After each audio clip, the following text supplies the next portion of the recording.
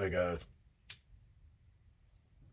just a couple quick things, just some updates and some stuff that's going on here in Ohio. Let's see, start with that video where I was at the Giant Eagle and they basically run me out of there, said I can't be in there with without a mask on. The last 3 nights, or the last 3 days, I've been allowed to go in there. Nobody said a word to me till tonight. And tonight I've been asked, they need to see my medical records. So I'm going to do it. Sometime tomorrow I'm going to take them up there and show them to you. Another thing, here in Ohio, like I was telling you, the governor was talking about, oh, he don't want to shut down the businesses and stuff, so he's going to do a curfew, which I guess keeping people off the roads between 10 and 4 is the COVID killer time. I don't get it, but well, people have found out today, there's some other people got together up there, and they put together a bill that stops Governor Out of His Mind DeWine from shutting down the whole state. Keeps him from shutting down small businesses and stuff. And oh, he already found out about it and told them it doesn't matter, send it through, I'll veto it, everything's getting shut down, basically. That's what he said. So, right there, he's telling you what he's going to do.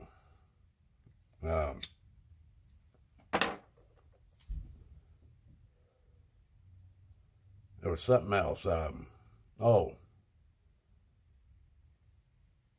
yeah, last night I was watching. Now, we don't have cable. We have Sling or something like that, TV. But I was watching on TV Land, and there come up this commercial a couple of times. Now, I don't know if TV Land is a local channel that's just local or where, if it's a nationwide station or what. But this channel came up and it was telling you what to bring to the, what they called it, quarantine, FEMA camps, basically, for quarantining.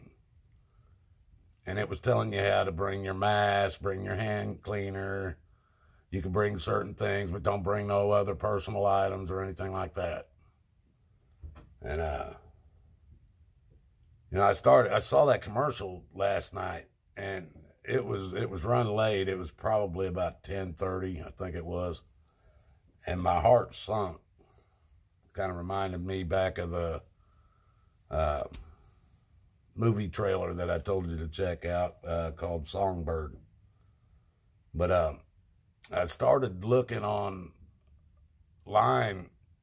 about something like that, and I found that Governor DeWine is calling it a conspiracy theory of some kind that's going around, that he's setting up some kind of camps, you know, for people to be held in quarantine and stuff like that. Now he came on. He's what I found on it was him saying how this is all wrong. He's not doing anything like that, and you know, I found that I heard about this right after seeing this commercial, people. So it kind of makes you wonder. You know, they're saying that he's been setting up these, I keep wanting to say concentration camps, but they're not calling them that. They're calling them quarantine camps.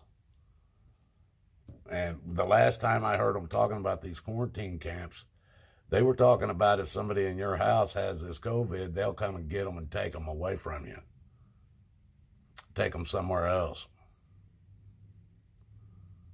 People, that's not going to be good for you.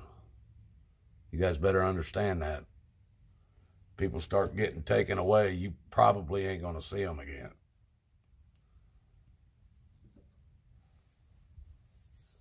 Well, folks, this stuff's moving fast, so I don't know what you're all going to do. I hope you're prepared. I hope you're ready for what's about to happen. There ain't none of you can say it's a surprise, because too many of us been telling you about it that it's coming for over 10 years. And you guys all laughed at us. Y'all blew us off because it didn't happen right away. Well, it's coming, folks.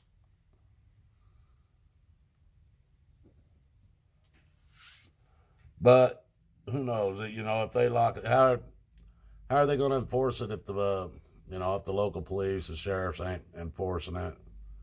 I think the governor will try to force the state troopers, maybe. I don't know what the state troopers are doing. Haven't talked to none of them. That'd probably be about the only people, and they don't have enough state troopers to, go to Columbus, all over this state, go around, make sure everybody's not running their business and stuff. I'm telling you, people, all you got to do is stop paying attention to the idiocracy that's going on right now, folks. That's it. They don't have the power to do none of this. They only have the power to do it because you're giving them consent. You're giving them, just like when you walk into their courtrooms. You go in for a speeding ticket, or where you ran a red light, or you didn't have your turn signal on, or you didn't have a seatbelt ticket on. That preliminary hearing, all you're doing when you walk into that courtroom, now they're going to tell you all you're here for today is we're going to find out how you plead. Guilty, not guilty, or no contest. And if you say either one of those three things, you gave them consent. You give them authority over you, and you give that jurisdiction that they're using against you authority over you. And you don't even know what that jurisdiction is. So, I suggest, if you ever get a ticket again, don't ever plead anything. Don't ever plead. As soon as you plead, you give them consent to prosecute you. And I know what the judge is going to do. He's going to look at you and say, well, I'll plead for you. Well, sorry, under the Constitution, the judge is not and has no power to offer legal advice sitting on the bench. If he's sitting on that bench as a judge, he cannot give any legal advice. That would be an obstruction of justice. But you people won't tell these judges, and you guys won't open your mouth and say anything. Well, I will. I don't plead to nobody. I don't plead with nobody. And if a judge wants to plead for me, I will make it clear and have it go on record that he's obstructing justice by practicing law from the bench. It's that plain and simple, folks. They can't do it, but they railroad you through it just like cattle. Especially, they're not doing it right now because of COVID, but before COVID hit, these courtrooms were full all over this nation every night. Every night they could hold court, them courtrooms were packed. And they were running you through like cattle. You didn't even know what you was agreeing to. They still do it today, if you let them get away with it. Last time I was in front of the prosecutor, in the prosecutor's office, they was trying to plea bargain with me. They were trying to get me to plea bargain with them, They were going to knock, I don't know what they were going to knock off, but they would offer me, I wouldn't even have to go in front of the judge, just pay them $25 and I could leave. And I was like, well, why would I do that? They go, so you don't have to go in front of the judge. You go in there, it's going to cost you $125 because you're going to have court costs. I said, buddy, I got a video of this cop saying I had my seatbelt on when he pulled me over. Cop jumped up, state trooper jumped up, said, no, he don't, no, he don't, no, he don't. And I looked at the prosecutor and said, do you want to see it? He looked at me and said, no, I'm not going to play your game. I said, all right. He goes, I'm going to give you one more chance. You want to take this $25 and leave? You won't have to pay the court costs. Now, this room had cops, state troopers, and lawyers standing in it. There had to be about 9 people in there, plus the prosecutor himself.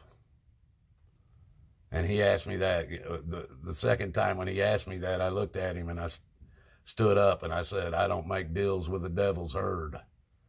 And I walked out. Well, they all laughed. I sat right outside the room and they all laughed. What is it? The devil's herd. And they all laughed. Well, when we went in front of the judge, the prosecutor and that state trooper played their game. The whole back and forth bullshit that they do. Whole song and dance. And I let them and it went through beautifully. And I asked the judge if I could show him my evidence. He said, yep, it was done and over with from that point. Prosecutor looked like a moron because he could have watched the tape before we ever went in there. His ego wouldn't let him. His ego wouldn't let him. The cop, the state trooper's ego wouldn't let him admit he was wrong. Wouldn't let him admit it. Proved it to him in court.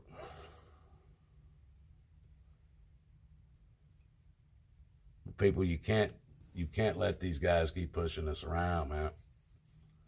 You can't let the pushing continue.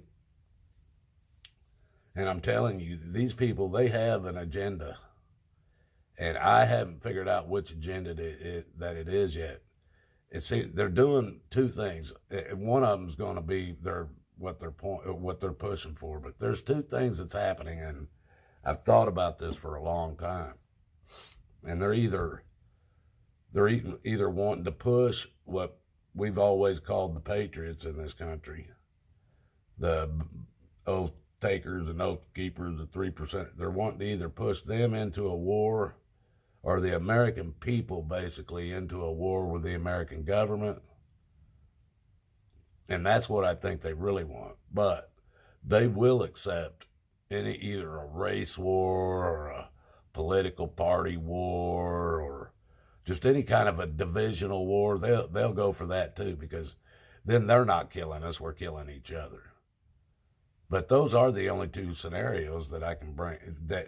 However you look at this, whether it's real or fake, the way they're pushing it, the way they're doing things, there's more.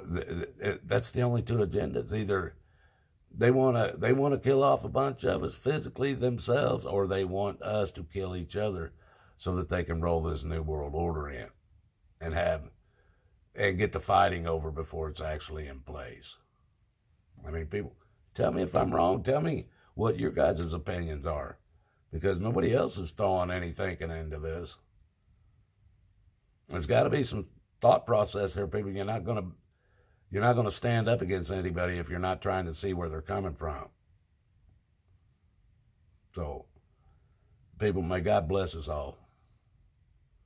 I just try to keep you guys updated. But may God bless us all, because we're going to need it. You better get on your hands and knees and beg for the full armor of God, folks. You're going to need it, man. I'm telling you. And until next time.